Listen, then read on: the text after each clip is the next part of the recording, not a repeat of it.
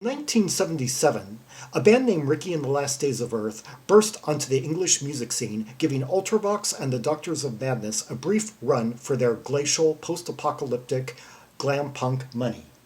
And in advance of their first album, soon to come out later the following year, the track City of the Damned.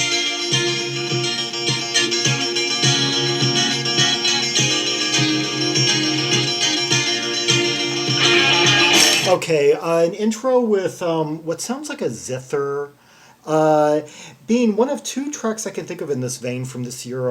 The other being the Frozen Ones by Ultravox, which appeared on their second album, Ha Ha Ha. Yeah. Waiting on the gates of the city of the damned, and I'm leaning on the bell and I'm beating on the door. Okay, this really adenoidal frontal voice just jutting right out, and that buzzsaw riffage of like summer '77 Southeast England. Wild boys, we're the wild boys. Okay, really theatrical flair to his vocals. Actually, I wouldn't really compare him so much to the young English vocalists of the time. He seems more to foreshadow the vocals of Jello Biafra. Wild boys, with the wild boys. Yeah, with the wild boys. Yeah, I'm not really hearing Lydon, John Fox, Dave Veene in that. I'm hearing, Biafra.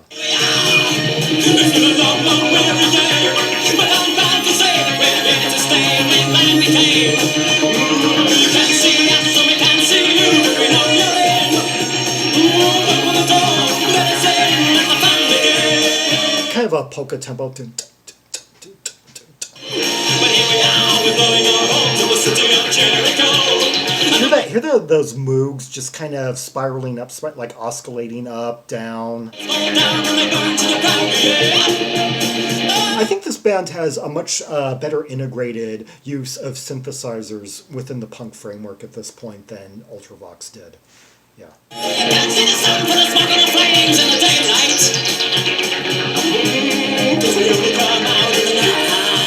I like the angular structure of the chord sequence too. It seems I'm going to take it apart of why I find this stronger than anything that appeared on side one of Ha Ha Ha, which I thought was kind of rushed, kind of half-baked actually. We're the wild boys.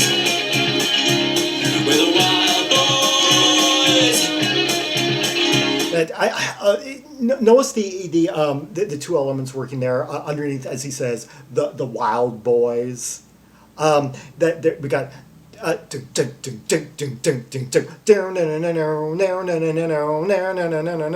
Really simple guitar solo, like the 2-3 note guitar solo trick. That see how long that can last. Like it had me thinking just a bit earlier about Pete Shelley was kind of like maiden art format of like the 1 or the 2 note guitar solo, like doing like an entire like 16 bars going just like as all these over a sequence of chords, just 2 notes, or like like with the wild boys. Okay, that has like 3 notes in it. With the wild boys.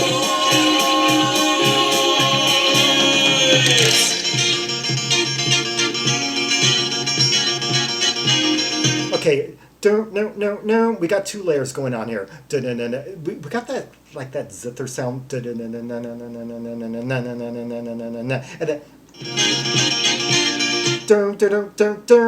then that bit of guitar chords, like a triad, and then kind of this like booming, I think like a gong in the background or something. It's so brief I could barely take it. Streets of the city of the damned. It's just a day when the wild boys plays in the city of flame. There's no way out, there's no way, there's no return. There's nothing left but a city of death in London town. Yeah, talking about, I guess, an apocalyptic, doom-laden post-nuclear London. Subject matter that Ultravox were covering at the time, or the Doctors of Madness, or I guess owing to say 5 Years by David Bowie, or like some of the subject matter on the Diamond Dogs album. I'm thinking like when he says "Wild Boys," there seems to be a theme here. Ultravox did a track called "Wide Boys," somewhat different but sounding similar anyway. There was, and I think like "The Damned" is in the title. Ultravox did a song called "The Wild."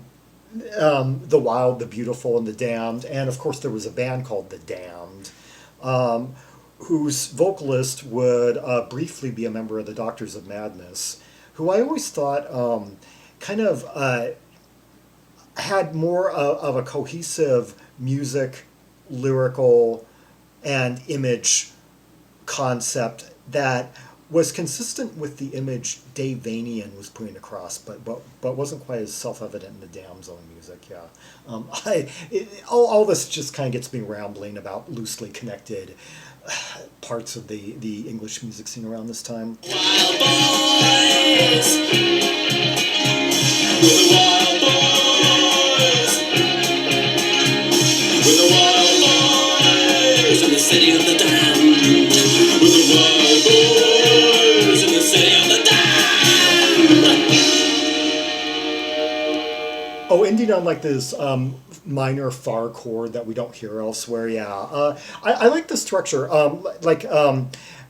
Basically, I thought that the chord sequence, both like the verses and the chorus, was pretty well thought out. I don't have it transcribed in my head, the chords, but let's just say it seemed to be a stroke of like divine inspiration.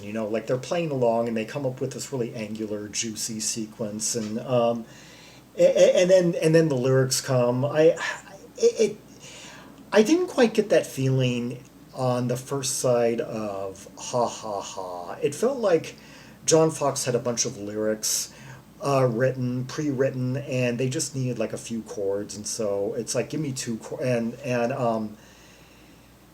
anyway, I thought side one, the punk side of Ha Ha Ha, was kind of rushed.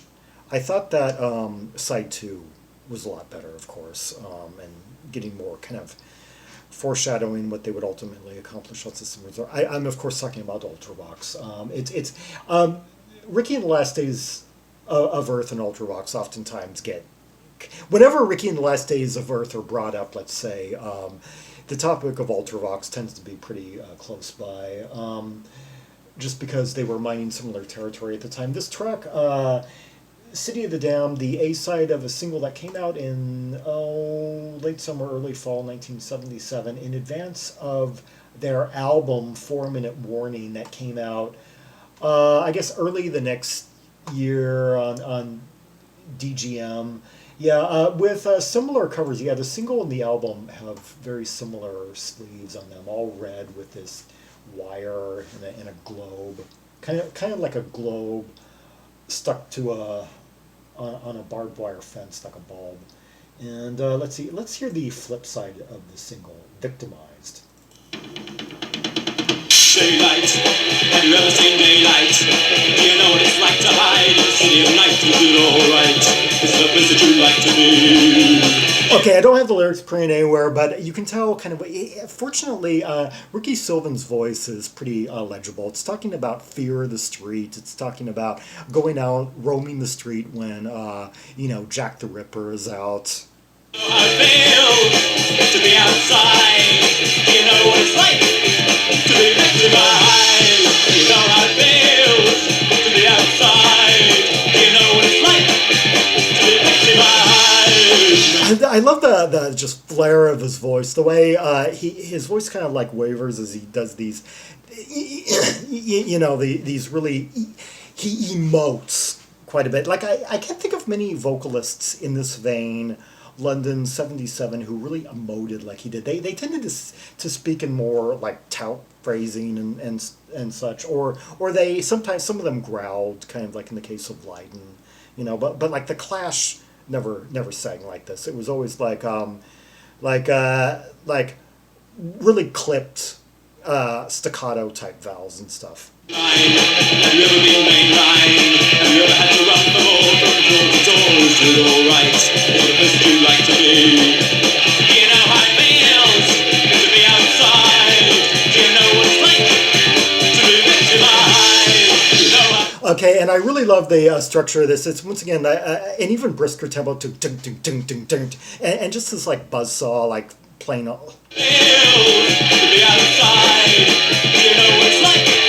The guitar is actually playing a bit slower than me. It's going like really buzzy, like really trebly buzz to it.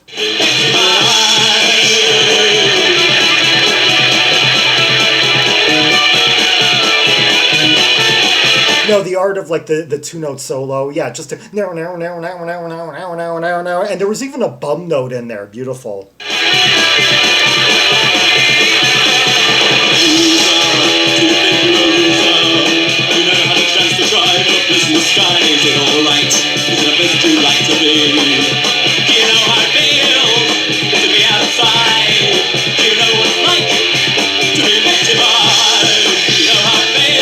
Okay, and who is playing on this?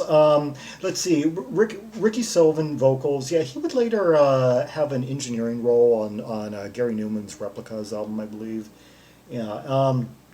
Let's see, bass Andy Prince, drums Hugh, Inge, Lillingstone, guitar Valac, Van Der. I wonder, are these genuine? A few Dutch-looking names. I wonder if that's real or if those were made up. Nik Weiss. These aren't like your typical like made-up punk names like Jack Crash or whatever. You know, just staccato type. And most of these guys didn't really do much beyond the. I think yeah. There's There's 5 guys pictured. I think there may have been a 6th wheel at one point. Yeah.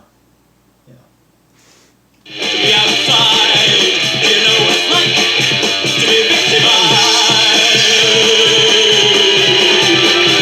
I've never been victimized.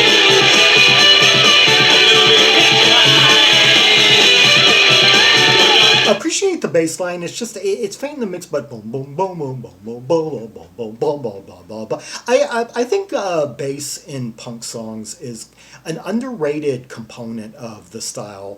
The bassist would often like kind of walk around the chord, the buzz laden riff bed that the guitarist would lay down. Like it you can hear it in like song recordings of the era, like by the Buzzcocks, or heck, the Clash for that matter, like Paul Simon. Who really hadn't been playing for very long, but when the Clash recorded their first album, he would do his best to kind of like make his presence heard, just ever so faintly, if you were really paying attention. Yeah.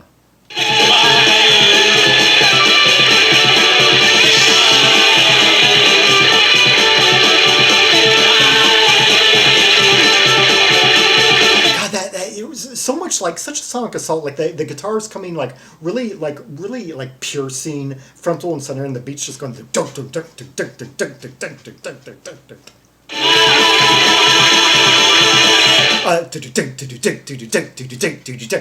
three 1 2 3 1 2 3 1 2 3.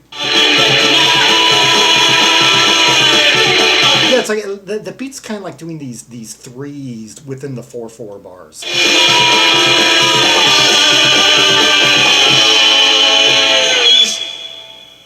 Victimized by Rikki and the Last Days of Earth. Yeah, a few singles and then one album. 4-minute warning. I like that title. It's really yeah, like there's a constant like tick, tick, tick, tick kind of quality to a lot of that. Just the vibe that's put across, you know, foreboding sense of doom, of menace. Vocalist Rikki Sylvan would record a solo album in 1981, The Silent Hours. Yeah, pretty good release. And 51 credits according to Scogs. Oh, he was also involved a bit in Random Hold. Yeah, I guess like Behind the Console or something. Oh, he produced a single by the Satan's Rats. Yeah, a band that became the Photos after they added vocalist Wendy Wu. And yeah, Ultimately, one of the tightest, most distinct punk one-offs of the era. That was very hard to come by until I was lucky enough to see a copy on eBay in 2000. I had been like reading about the album. Well, I read about it in one place, and it was compared a lot to early Ultravox, and it became one of the ultimate like just I spent like 5 years looking for it. It was the ultimate score when I found it and finally got a hold of it in 2000. It turned out to be a little bit different than I expected too. Well, really there is kind of more like a proto the sound, some of the approach, like particularly the really brisk tempo, because bear in mind most of the first generation English punks tended to play mid tempo.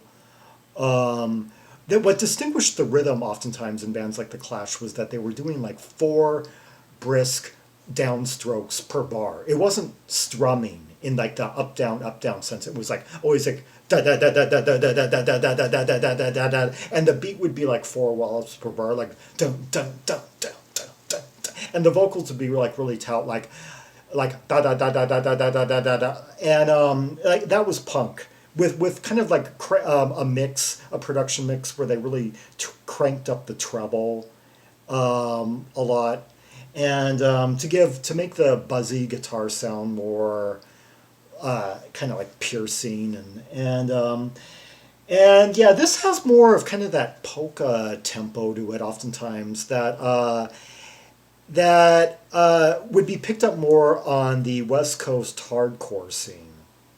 Yeah, I'm thinking more like 1980 or so. And of course, it's got the synthesizer element that was even a bit more advanced within the context of punk than Ultravox were doing, because Ultravox didn't really manage to mix synthesizers with punk all that much. I mean, the one time they really nailed it punk wise was on the Young Savage single, which was which didn't really have any synthesizer on it. They then like the first album was kind of more of an art rock like album in the vein of the Doctors of Madness, and synthesizers were in short supply there. Of course, it was more like Billy Currie was doing piano and violin on that album, and then like side two of Ha Ha Ha, where they really honed their like modernistic approach to synthesizer usage, broke new ground in the process. That wasn't really much you could describe as punk. They were moving more into like the sounds of like Systems of Romance, more the futurist new wave sound there. But yeah, like I thought some of the songs on side one of Ha Ha Ha, like Fear in the Western World, I liked the titles more than the actual music. It just kind of seemed rushed, and the use of synthesizers wasn't as integrated as what I heard in like these two tracks and some of the other material on the 4 Minute Warning album. Yeah.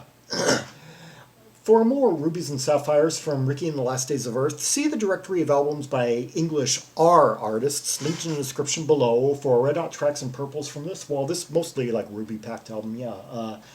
One of the, I don't know, let's just say if you're going to buy 10 albums from the first wave of UK punk, make this one of them, yeah. Like and subscribe, follow me on social media, and share the video, and leave a comment if there are any observations you have about the two tracks we just heard, the interplay, the riffage, the sound, the volume, the impact of it all, the lyrics, if you have some observations about the couplets that went by you that I may have failed to point out, and yeah, and the vocals, just the whole dynamics of it all. And until next time, this is Zaragon, the world's most ear-traveled Trimaximalist, signing off.